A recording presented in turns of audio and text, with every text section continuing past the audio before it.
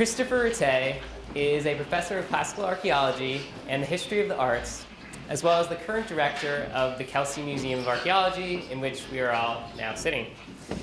The director of surveys in Turkey, particularly Aphrodisias, and now the country of Georgia. Professor Ratte has been an influential figure in recent discussions of the dynamic world of Asia Minor under the Lydian and then Roman empires.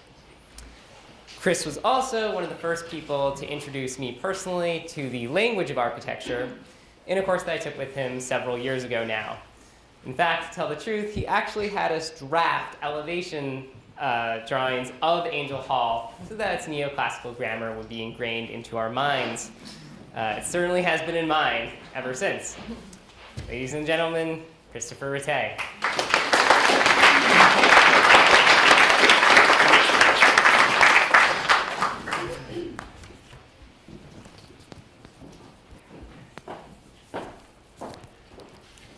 Thank you, Nick, for organizing this event on behalf of the Kelsey. Thank you all for coming.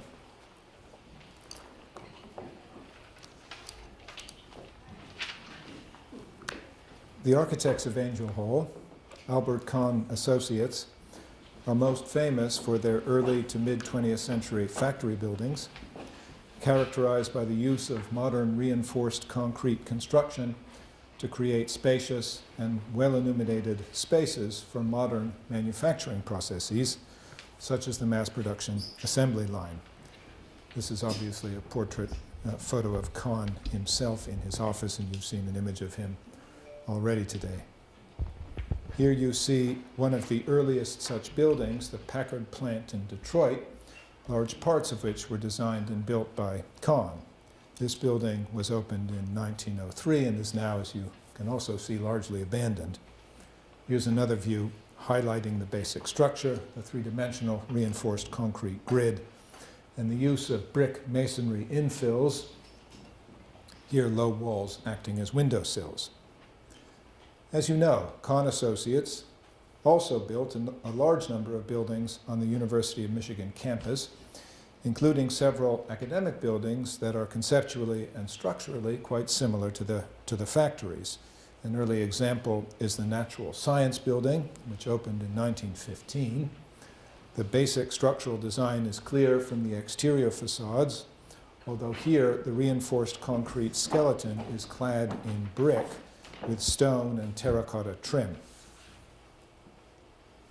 It's more apparent in the interior facades, and here for comparison is the detail I showed you a moment ago of the Packard plant.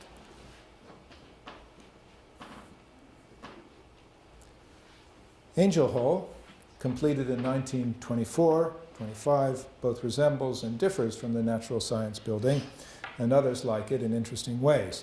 Its principal, west facade, is clad in limestone instead of brick, and there is, of course, the monumental porch, which is the main subject of our meeting today. But in its basic structure, the building is a lot like a factory, and I will declare myself at the outset by voicing my opinion that this is the best thing about it. Here you see the part of Angel Hall that I know most intimately, the long corridor that runs the entire length of the second floor of the building. As you can see from the drawing on the left here, the floor has a very straightforward plan. The long spine of the inner corridor, flanked by a single row of classrooms and offices on both sides, all illuminated by large east and west facing windows. Here is one of those classrooms, still reasonably well lit at mid-morning with the lights turned off in spite of the truncation of the windows caused by the construction of a drop ceiling during renovations carried out in the mid-1990s. But the hallway is my favorite place because, again, in spite of the new materials and the introduction of the drop ceiling in the renovations, it's really very successful as a public space. It's a little bit like the corridor of a Greek stoa, perhaps slightly less elegant. There is no way anyone in the departments of classics or philosophy can go into his or her office in the morning or go out at any time of day without running into colleagues and students And I really do feel that the architecture of this space promotes communal feeling in important ways. Here, by the way, is a corridor and a classroom in the Ruthven Museums building, another Kahn product, to give you a sense of what the interior of Angel Hall looked like before the renovations. I never saw it, but some of you did. So let us now return to Angel Hall. The main elements of the west facade, apart from the porch, are the limestone cladding and the articulation of the facade with vertical pilasters. I'll show you a detail in a moment, that match the main vertical columns of the reinforced concrete skeleton. And then the frieze, cornice and attic on the top. Here's a detail of the northern half of the building. And the limestone veneer obviously carries with it all the monumental associations of stone architecture. The largely hidden east facade of the structure is faced in brick, like the Natural Science Building, and to my mind, the variety of materials articulates the basic structure of the building more effectively. The signature feature of Angel Hall is its monumental porch, as Kristen told us, apparently designed at least in part in response to powerful alumni who did not want the academic buildings they helped to pay for look like factories, but wanted them rather to have the formal dignity that columns give banks and courthouses in the neoclassical tradition, or that explains why it is used in advertisements such as this. As Nick told you, I regularly assign my students the job of undertaking a formal analysis of the Angel Hall facade, which is very conventional in most respects, but rather unconventional in some. Most unusual are the bases, which you see here on the right. You have granite hexagonal plinths surmounted by limestone cylinders carved with the figural panels that Alex told us they feature heraldically disposed centaurs, and they're set in an elaborate meander pattern. The total height of the columns, including the bases, is 40 feet 4 inches, and that's determined by the heights of the stories of the building's basic reinforced concrete structure. The bases are 3.5 feet in height, and they serve to keep the fluted column shafts, the part of the columns above the bases, within acceptable classical proportions of width, that is diameter, to height. In the case of Angel Hall, this is 1 to 6.5, which is about as thin and tall as Doric columns of this order, ever get. By comparison, the proportions of the columns of the Parthenon are 1 to 5.48.